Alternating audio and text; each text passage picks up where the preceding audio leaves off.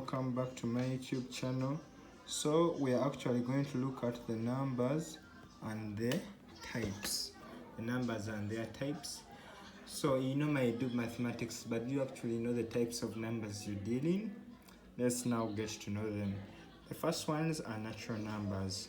Natural numbers, these are counting numbers starting from 1, 2, 3, 4, 5, 6, up to infinity. These numbers here are all natural numbers so long as they are starting from 1. Then we have what we call whole numbers.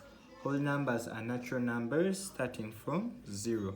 These are the same as natural numbers, but they start from 0, 1, 2, 3, 4. Those are whole numbers. Then we have what we call integers.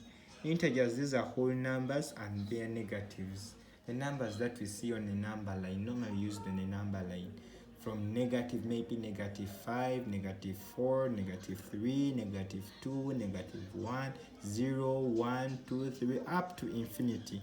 All those are integers. Then we have what we call rational numbers. Rational numbers, these are numbers that can be expressed as fractions.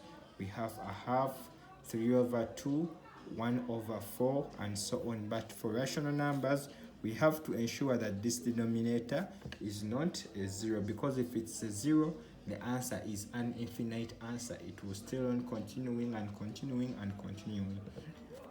And we have what we call an even number. Even numbers, these are numbers that are divisible by 2. We have 2, 4, 6, 8, 10, 12, 14, 16. So long as it can be divided by 2, it means it's an even number. For example, here if we divide by 2, we get 2. By 4, we get 2. By 2, we get 3. By 2, we get 4. Then we have odd numbers. These are numbers that are not actually divisible by 2.